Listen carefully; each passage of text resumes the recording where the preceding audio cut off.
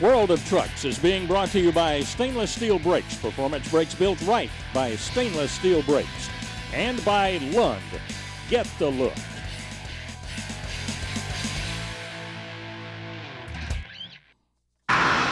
And welcome back to the World of Trucks from Bloomsburg, Pennsylvania. Now, let's check in with Doc Riley.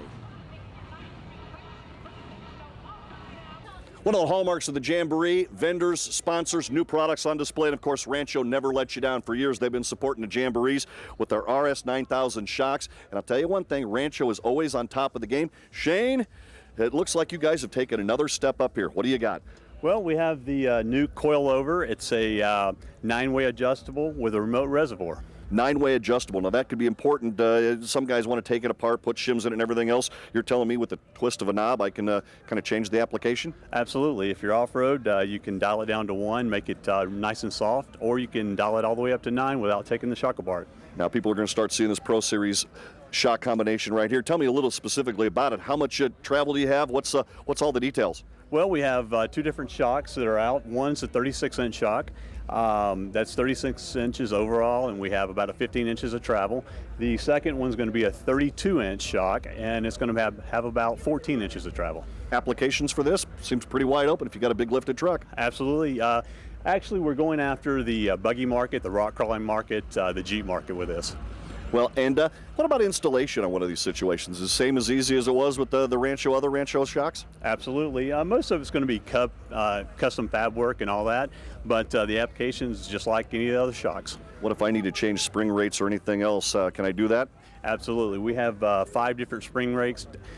Basically, we're going to have packages, and depending on what your application is and how much your vehicle weighs is what spring applications you use. Well, that's one of the great things about Rancho is the fact that you guys really have got a very simple product to be able to use, but you guys can make the custom application for just about anybody. As you mentioned, weight, use, like that. It's always been kind of the hallmark of Rancho. It's pretty easy, and you've got something for everybody. Absolutely. We sure do, and we are celebrating our 50-year anniversary this year.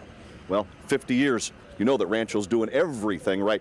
Stay tuned. At the very end of this program, we'll give you the website so you can get more information from the good folks at Go Rancho. As we get ready to do more business from Class 4 Mud Drags, Jay Wilson out of Ontario, Canada. Up now, he will take on Tim Brown in Pure Aggravation. Tim Brown's Pure Aggravation, that great big Dodge against 23T in the far lane. Jay Wilson, we look at it, the light car should be on the way. Jay Wilson holds it all the way through, 329. Good run. Now we can get it stopped. Good run. Also a very close drag race as we get a good look at the Big Fish driven by Gary DeLue, and his opponent will be Bill Lee and the TNT.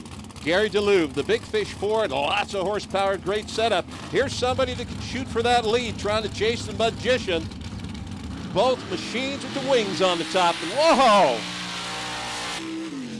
So Gary DeLue, 284, second best time, but Bill Lee flames and fire at the starting line. Guess you call that a manifold explosion, Rick.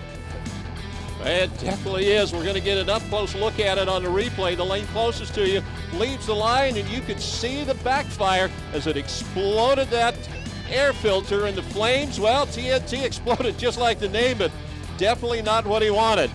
So Bill Lee, TNT, gone in this round. You know, Rick, he may go back and change the name of his vehicle now. I would.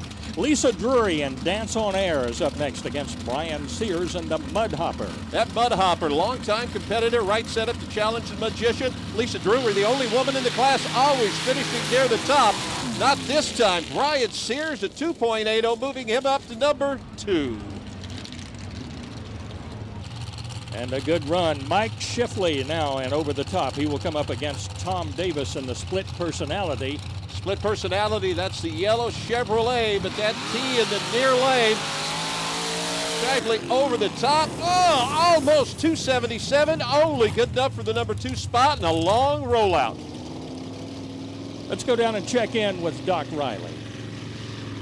Well, Mike, looked like a pretty fair pass. Your thoughts going down the 200-foot strip? Yeah, it felt really good. It was just a little slow off the line, but out the end it was really moving.